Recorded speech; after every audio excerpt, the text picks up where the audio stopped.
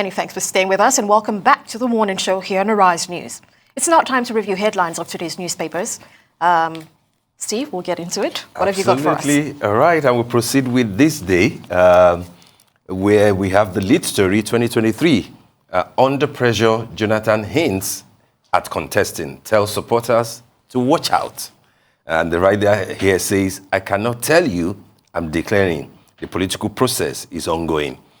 Different versions of the Jonathan story in practically all the newspapers today, basically saying that as we get closer to, especially for APC, to the beginning of selling their forms and primaries, etc., it looks like the name of former President Goodluck Jonathan is beginning to resurface. Is exactly. You know, remember that early last year or thereabout, people were saying, will Jonathan return to APC? Will he come to APC?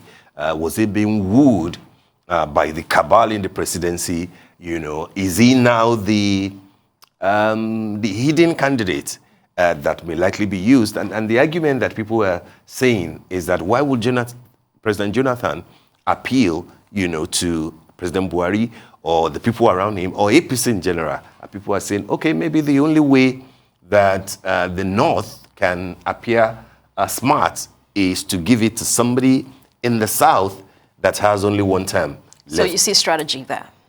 Well, it could be. It could lean towards strategy. But then there were other lawyers yesterday, many of them senior advocates of Nigeria, who are also arguing that technically President Jonathan may not be able to run for another office, having taken the oath twice.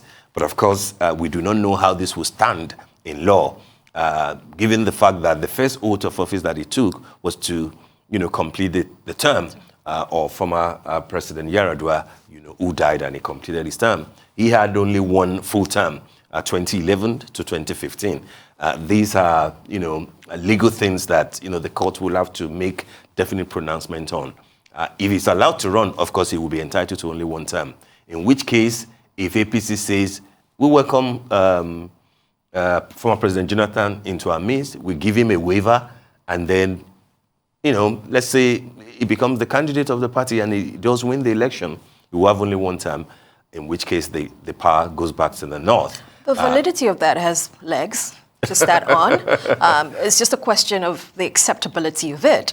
How embracing will some other people might say that it could be, apart from the one term that he has, that it could be maybe the only formidable way in which to take that away from the Southwest, where we already have two important, you know, political titans at each, you know, at daggers drawn now, talking about Asiwaju Bola Ahmed Tinubu and, you know, the Vice President, Professor Yemi Osinbajo.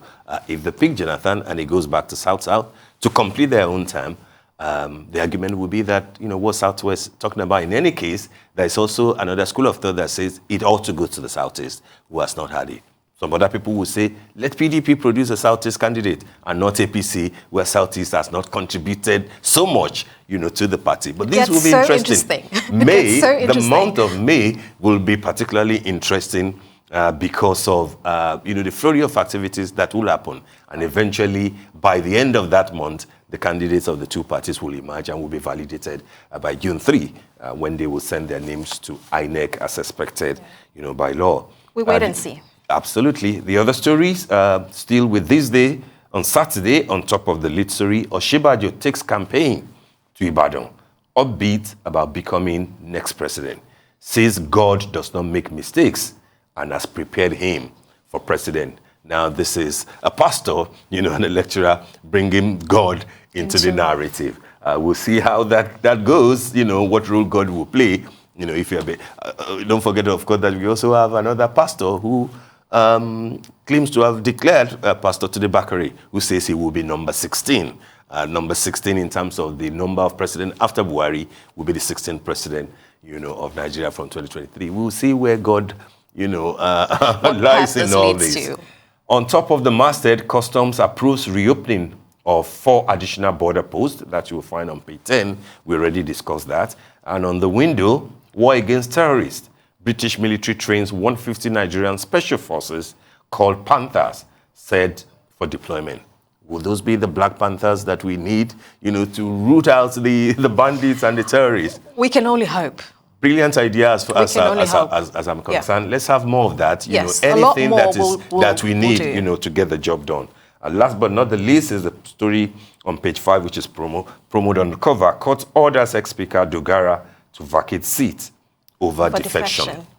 He says he will appeal naturally, but then we are back to what is happening to Governor Umahi in Ebonyi State and the Cross River State Governor.